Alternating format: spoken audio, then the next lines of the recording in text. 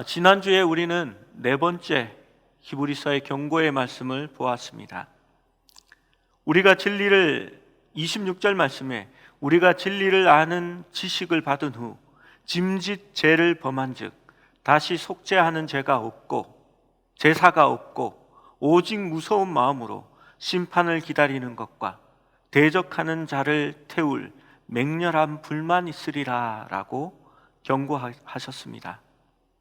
이렇게 엄격한 훈계를 한 후에 히브리서의 기자는 그의 성도들에게 믿음의 격려를 지금 시작합니다. 그 격려의 첫 번째 내용은 32절에 있는 말씀입니다. 고난의 큰 싸움을 견디어낸 것을 생각하라 라고 말합니다.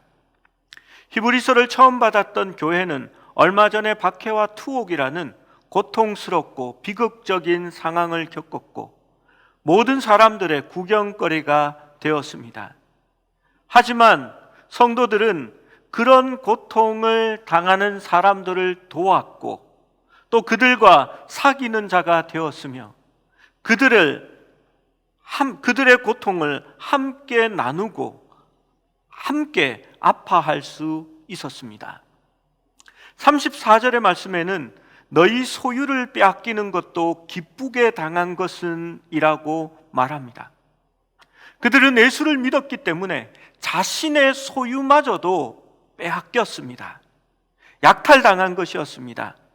이것이 정부의 공식적인 그러한 약탈일 수도 있고 아니면 그리스도를 박해하는 다른 사람들의 비공식적인 폭력 행위일 수도 있습니다. 그런데 그들이 자기의 소유를 빼앗기는 것도 기쁘게 당했다라고 말합니다. 이것은 인간의 본성과는 완전히 반대되는 것입니다.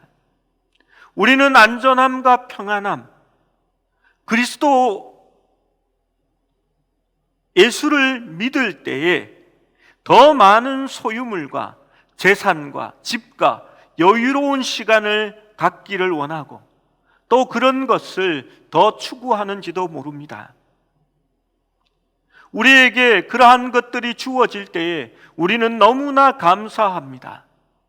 그런데 손해를 입게 되면 불평하고 원망합니다. 그런데 여기에는 하나님을 믿었던 이 사람들이 재산을 잃고 고통에 동참하는 것도 기뻐하였다라고 설명하는 겁니다. 여러분, 어떻게 소유를 빼앗기는 것도 기쁘게 당할 수 있을까요? 34절의 마지막 부분에 그 이유가 적혀져 있습니다. 34절 말씀입니다. 너희가 갇힌 자를 동정하고 너희 소유를 빼앗긴 것도 기쁘게 당한 것은 더 낫고 영구한 소유가 있는 줄 알미라라고 말합니다. 지금 우리의 소유를 빼앗긴 것도 기뻐할 수 있는 것은 우리에게 더 낫고 영구한 소유가 있기 때문이다라고 말하는 것입니다. 자기가 이런 것보다도 더 나은 것, 또 잠시 있다가 사라질 것이 아닌 영원한 것이 우리에게 있는 줄 알기 때문에 내가 가진 그 소유를 빼앗기는 것도 기쁨으로 할 수 있었다라고 설명합니다. 오늘날 기독교는 침해받는 것을 싫어합니다. 교회가 조금이라도 손해를 보면 우리의 자유를, 종교의 자유를 침해했다라고 하면서 들고 일어납니다. 그런데 이 히브리서의 교회는 좀 달랐던 것 같습니다. 그들이 소유했던 더 낫고 영구한 소유가 무엇일까요? 어떤 사람들은 소유라 하니까 물질적인 것을 생각합니다. 교회에서도 그것을 생각하는 사람들이 참 많습니다. 하나님께 은을 바치니 하나님이 금으로 돌려주고 하나님 앞에 진주를 바쳤더니 하나님이 다이아몬드로 바꿔주시더라 라고 말하는 사람들 말입니다. 여러분, 이런 사람들은 본전을 생각하는 사람들입니다. 이것은 자신의 것이 하나님의 것이 아니라 처음부터 내 것이라 생각하기 때문입니다. 물론 하나님께서 우리 믿는 자들이 필요할 때에 그 있어야 할 것을 아시고 그 자녀에게 채워주신다라고 말씀하셨습니다. 그러나 여기에서 더 낫고 영원한 소유는 물질적인 것이 아닙니다. 물질적인 것은 항상 더 나을 수도 없고 더 좋을 수도 없으며 영원한 것도 아닙니다. 더 낫고 영원한 소유는 예수 그리스도를 소유하는 것이며 그 안에서 영원한 교제를 가지는 것을 말하는 겁니다.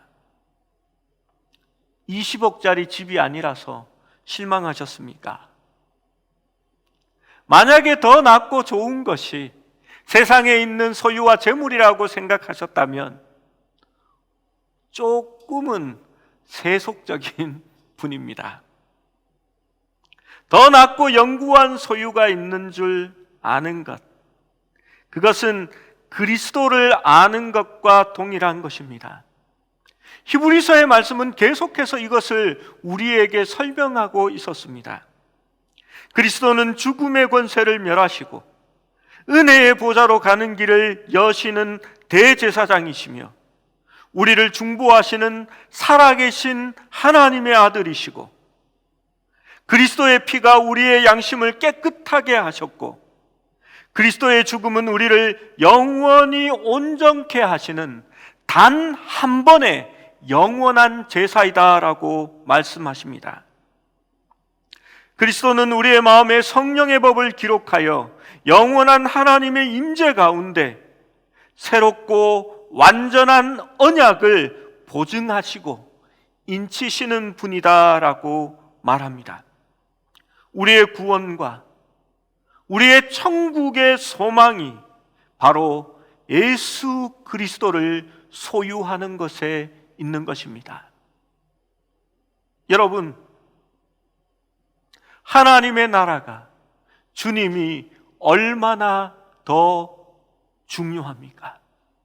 세상에 있는 많은 소유와 부귀보다도 주님이 더 낫고 영원한 우리의 소유가 되어야 하는 줄로 믿으십니까?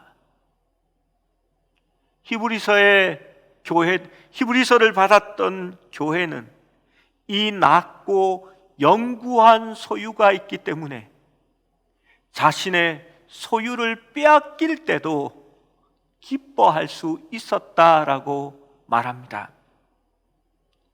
여러분, 오늘날 우리가 예수를 믿기 때문에 특별히 빼앗기는 것은 없는 것 같습니다. 그러나 우리는 세상의 사람들과 좀 더 다른 생활을 합니다. 이렇게 힘들고 각박한 상황 속에서도 우리는 소득의 11조를 바칩니다.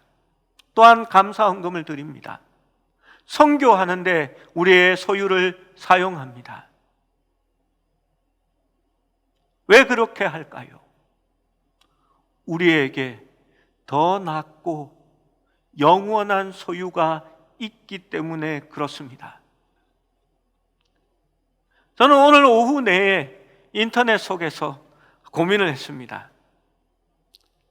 저희 가정에서 컴패션에 아이를 입양하여서 이렇게 후원금을 매달 보냈었는데 그 아이가 후원금을 받을 자격이 되지 않아서 끊어졌습니다. 그래서 후원을 하지 않은 지 이제 한 1년 정도 지났습니다. 그래서 한 명을 더 입양하려고 한 아이를 보고 기도하다가 할까 말까 그러고 있다가 말씀을 마무리했습니다.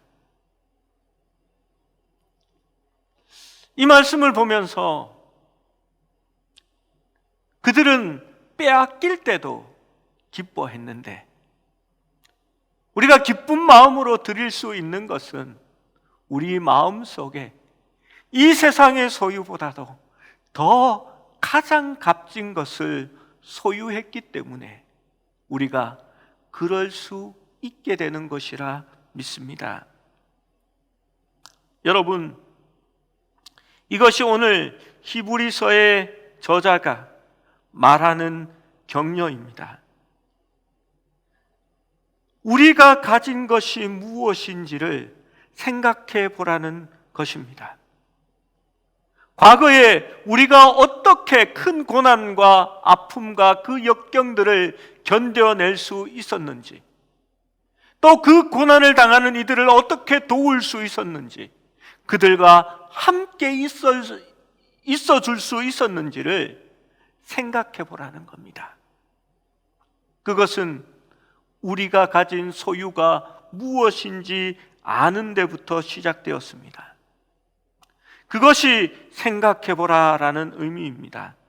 박해와 핍박이 있을 때에도 그들이 지켜왔던 믿음의 열심을 잊지 않고 기억해 보라는 겁니다. 기억하는 데 있어서 쉽게 잊어버릴 때가 우리는 많이 있습니다. 이러한 건망증은 개인과 교회에서 쉽게 생겨나는 것 같습니다. 이러한 건망증은 편안한 날들이 주는 부산물입니다. 더 잘 살게 되고 소유가 많아지고 재물이 늘어날수록 우리가 어떤 것을 소유해야 하는지 잃어버리는 것입니다. 어려움이 있고 전쟁과 위험의 시간에서는 서로 격려하며 모이며 기도하고 하나가 되어서 서로 붙들어 줄 수 있었는데, 편안한 날들이 되면 쉽게 잊어버리고 소유의 만족을 위하여 살아갈 때가 많이 있습니다. 저희 교회는 우리 성도들이 어려움 가운데 믿음을 지켜왔고 그 어두웠던 터널을 이제 거의 다 벗어나고 있는 것 같습니다. 그것이 얼마나 감사한지 모릅니다. 하나님이 은혜를 주셨고 그 은혜 가운데서 믿음을 지키고 교회를 건강하게 세워가고 있습니다. 이제 그 마무리의 마지막 끝자락에 와 있습니다. 왜 끝이 났다고 하지 않는지 아마 곧 알게 되실 것입니다. 그런데 저는 이제부터 교회의 위기가 생겨날 거다라고 생각합니다. 과거에는 외부의 적이 있었습니다. 그래서 더 교회가 단결하고 하나가 될 수 있었는지 모릅니다. 그런데 그것들이 끝나고 나면 묵혀놓았던 안의 갈등들이 터져 나올 것입니다. 교회가 편안해지면 과거에는 생각지 않았던 작은 것들이 우리의 마음에 큰 것으로 자리 잡게 되고 그것이 마치 모든 것인 것처럼 착각할 때도 있게 될 것입니다. 여러분, 그럴 때에 오늘 히브리서의 기자는 말하는 것입니다.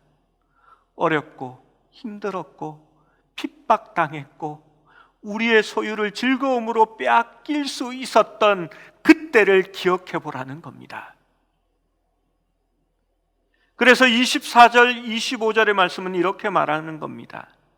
서로 돌아보아 사랑과 선행을 격려하며 모이기를 피하는 어떤 사람들의 습관과 같이 하지 말고 오직 권하여 그날이 가까움을 볼수록 더욱 그리하자라고 말합니다. 여러분, 사랑과 선행을 격려하기 위해 함께 모여야 합니다. 단순히 좋은 일을 하고 신앙생활을 열심히 하자라고 해서 모이는 것을 말하는 게 아닙니다.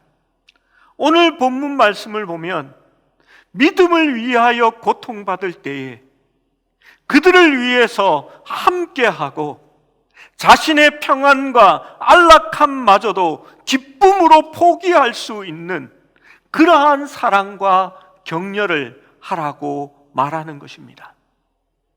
어떠한 위험을 감수하고서라도 하나님을 위해서 고난받는 사람, 고통받는 사람, 말씀을 위하여 스스로 핍박받는 자들을 위하여 기꺼이 도와줄 수 있어야 한다는 의미가 바로 이것입니다.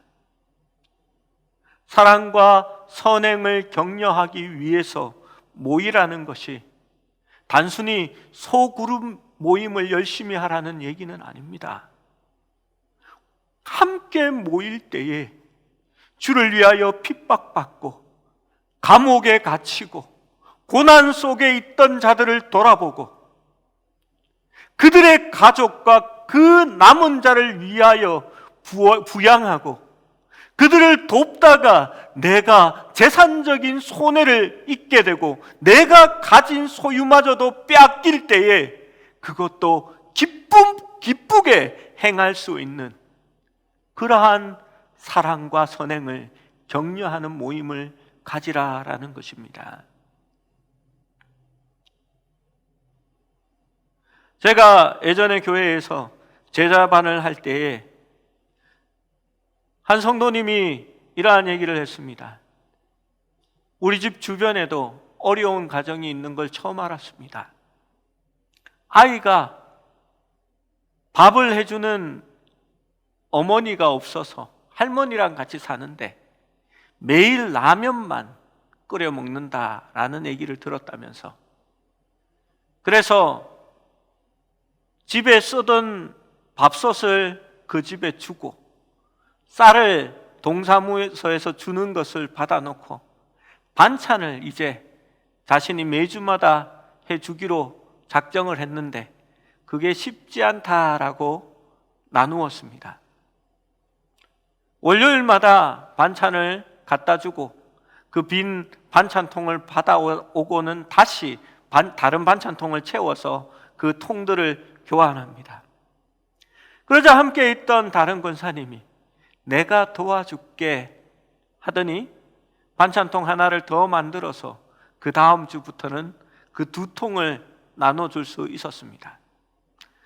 그러자 거기에 계신 집사님들이 가끔씩 우리 집에 맛있는 반찬 했다면서 그 반찬을 할 때마다 싸서 그 권사님 집사님께 전해주기 시작했습니다. 그러다가 이분들이 그런 아이가 더 많다라는 것을 알고 그 돕는 아이들을 늘려갔습니다. 그리고 집에서 그것을 해서 가져오기가 힘이 드니까 교회 부엌에서 이제 반찬을 만들기 시작했습니다. 그리고 그것이 사랑의 반찬팀이라는 어떤 모임이 되어서 자신들이 매주 반찬 재료값을 내고 본인들이 와서 거기에서 반찬을 만들어서 그러한 아이들을 돕는 일을 시작했습니다.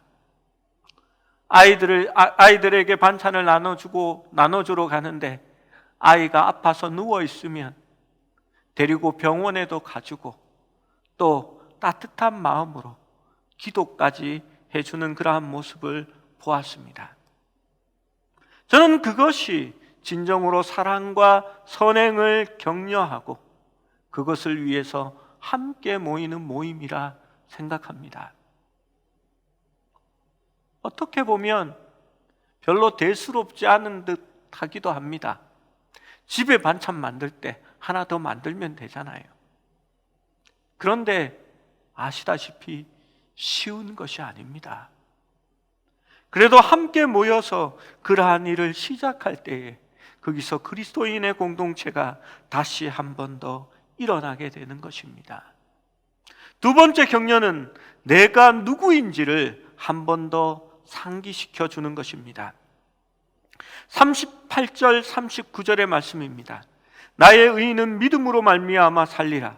또한 뒤로 물러가면 내 마음이 그를 기뻐하지 아니하리라 하셨느니라. 우리는 뒤로 물러가 멸망할 자가 아니요 오직 영혼을 구원함에 이르는 믿음을 가진 자니라 라고 말합니다. 믿음으로 산다는 것은 뒤로 물러가지 않는다는 것임을 말하는 겁니다. 뒤로 물러서면 멸망할 자라고 말합니다. 당시에는 유대인 중에서 예수님을 믿었던 사람들이 많았습니다. 그들은 개종한 후에 예수님 때문에 핍박을 받았고, 아직 유대교에 머물러 있었던 다른 가족들과 친척으로부터 많은 박해를 받았습니다. 때로는 감옥에 갇히기도 했고 협박도 당했습니다.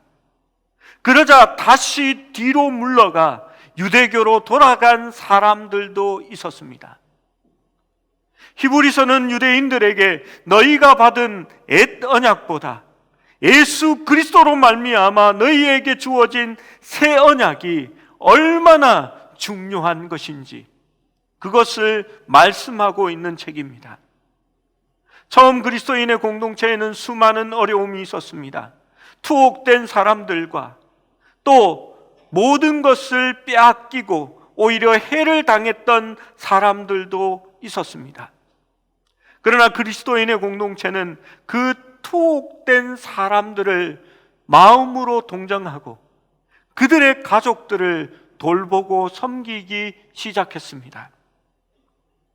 그래서 그들에게 더 낫고 영원한 소유가 있음을 알고 어떤 고난과 슬픔도 이겨낼 수 있었습니다.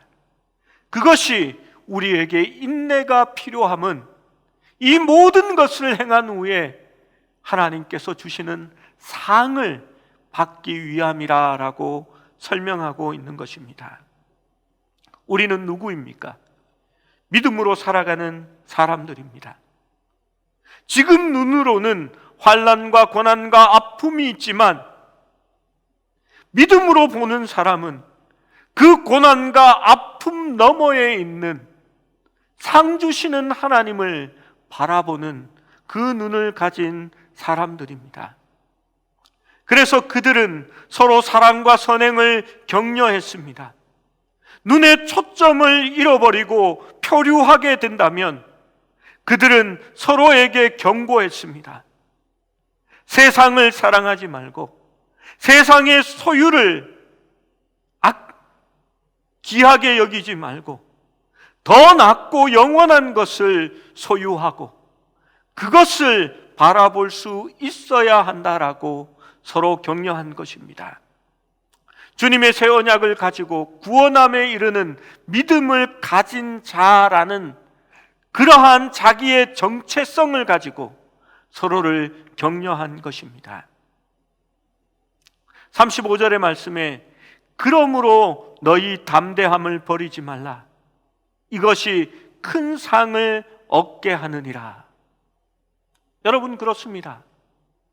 믿음으로 사는 사람은 현재의 어려움에 매이지 않습니다.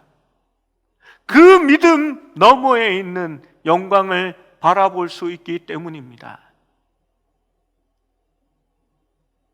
교회에 어떤 분이 저에게 늘 볼 때마다 그런 이야기를 합니다. 목사님 너무 힘드시지요? 고생이 많으시지요? 그런데 제가 그분에게 이렇게 얘기했습니다. 하나도 힘들지 않습니다. 저는 너무너무 좋습니다. 교회에 있는 것이 행복합니다. 그랬더니 그분이 나중에 편지를 쓰셨더라고요. 괜찮다고 힘드냐고 물으면 괜찮다고 거짓말만 해서 자기가 이렇게 한다라고 하셨더라고요. 진짜 괜찮은데요. 진짜 행복한데요. 뭐가 힘이 듭니까? 하나님 안에서 우리에게 주시는 믿음으로 살아가는 삶이 있는데요. 교회가 하나 되고 우리가 함께하고 또 믿음으로 서로를 격려하며 나아가고 있는데 현재의 작은 어려움들과 현재의 작은 그러한 것들이 우리를 절망하게 하고 우리를 아프게 하겠습니까? 여러분, 여기는 천국이 아닙니다. 여기는 의인들, 완전한 성인들이 모인 곳이 아닙니다. 우리는 연약한 사람이고 권사님이 기도한 것처럼 죄에서 구원받은, 먼저 용서받은 사람일 뿐입니다. 그래서 나의 모난 모습들이 여러분에게 상처를 줄 수도 있고, 또 우리들의 그러한 연약한 모습이 서로에게 아픔이 될 수도 있습니다. 그런데 우리는 그것을 보고 사는 게 아닙니다. 우리 안에 하나님께서 주시는 그 평안과 하나님께서 주시는 믿음으로 말미암아 그 너머를 바라보고 살아가고 있는 사람들입니다. 여러분, 그것이 바로 믿음으로 살아가는 사람들인 것입니다. 여러분, 믿음은 점이 아니라 선이라고 말씀드렸습니다. 믿음은 더 낮고 영원한 상을 지속적으로 마음에 품고 물러서지 않는 마음입니다. 그래서 믿음은 견고함과 담대함을 가지게 되는 것입니다. 우리에게도 그만두고 싶고 피하고 싶고 도망가고 싶은 충동이 당연한지도 모릅니다. 그러나 우리는 믿음의 공동체를 통하여 격려받고 때로는 꾸지람도 듣고 형제자매의 삶의 도전을 받으며 믿음의 담대함과 견고함을 만들어가는 사람들입니다. 여러분, 믿음의 내성을 가져야 합니다. 믿음이 견고한 사람들은 다른 사람들이 보지 못하는 것을 바라봅니다. 믿음의 눈으로 본다는 것은 마음으로 볼 수 있고 귀로 듣는 것이 아니라 하나님의 음성을 내부로부터 들으며 내가 잡을 수 없는 손에 이끌려서 그 하나님과 알지 못하는 그 길을 동행하며 갈 수 있는 사람들이 바로 믿음의 길을 가는 사람들입니다. 여러분, 담대하십시오. 견고해지십시오. 조금 힘들면 나 죽겠다. 못 살겠다. 나 교회 못 나오겠다. 저 사람 때문에. 여러분, 그건 담대함이나 견고함이 아닙니다. 어떠한 시련과 환난 가운데서도 넘어지지 아니할 만큼 견고한 그러한 신앙을 가지기 바랍니다. 아무리 욕을 얻어먹어도, 비난해도, 공격해도 끄떡이 없는 그 누구도, 세상의 어떤 것도 하나님과 나와의 관계를 끊을 수 없다라고 고백할 수 있는 그러한 신앙이 되셔야 합니다. 고린도전서 15장 58절은 이렇게 말합니다. 그러므로 내 사랑하는 형제들아, 견실하며 흔들리지 말며 항상 주의 일에 더욱 힘쓰는 자들이 되라. 이는 너희 수고가 주 안에서 헛되지 않은 줄을 알미라 라고 말합니다. 여러분, 견고한 자가 되십시오. 그리고 항상 주의 일에 힘쓰는 자가 되십시오. 성경은 그것이 주 안에서 헛되지 않은 줄을 안다라고 말합니다. 세상 사람들은 헛수고야 헛수고라고 말할지도 모릅니다.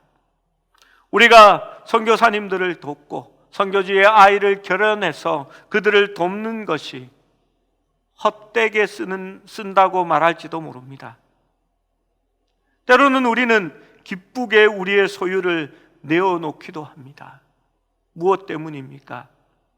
더 낫고 더 좋고 영원한 상을 우리가 소유하고 있기 때문입니다. 호텔 중개인이었던 오르브 크리커라는 사람이 있습니다. 그는 워싱턴주의 스포케인의 매물로 나온 한 호텔에 대한 전화를 받았을 때 그는 흥분했습니다. 이 매물은 공항에서 몇 분 떨어지지 않은 위치에 있었으며 스포케인시를 내려다보는 전나무숲 언덕 위에 자리 잡고 있었습니다. 워싱턴주에 계셨던 분들은 알만한 홀리데이인 호텔입니다. 오르브는 다른 사람에게 그것을 중개하는 대신에 자신이 그것을 매입하였습니다. 그런데 문제가 있었습니다. 홀리데이 인 호텔 안에서 1층은 술을 파는 바였습니다. 한 달 평균 매출이 1만 달러 이상의 수입을 올리고 있었습니다. 그리스도인이었던 오르브는 이 바 운영을 하고 싶지 않았습니다. 호텔 지배인은 그렇게 되면 손님들이 다른 경쟁업소로 가버릴 것이라고 말하면서 호텔 수지를 맞추어 왔던 그 통계 자료를 오르브에게 제시했습니다. 오르브는 정중하게 그 의견을 들었지만 결국 호텔 바의 문을 닫았습니다. 그는 자신의 계획대로 호텔 로비를 개조하고 술을 파는 바 대신에 푸른 식물로 둘러싸인 안락한 커피숍을 거기에 만들었습니다. 이 호텔업을 시작한 지 5년 만에 음식 매상고는 20%가 올랐고 객실 매상고는 30%가 증가했습니다. 다른 사람들은 말했습니다. 만약 그 바를 계속해서 열었다면 이 호텔은 돈을 찍어내는 조폐공사와 같이 되었을 것이다 라고 말합니다. 그때 오르브는 이렇게 여느 때와 다름없이 환하게 웃으며 말했습니다. 신앙은 신앙대로 살 준비가 되어 있어야 가치를 가지는 겁니다 라고 말했습니다. 그는 이렇게 말합니다. 거룩함은 다른 것이 아니라 하나님께 순종하는 것이다. 그것이 우리 자신의 이익에 배치될 때에도 순종하는 것이다 라고 말했습니다. 여러분, 맞습니다.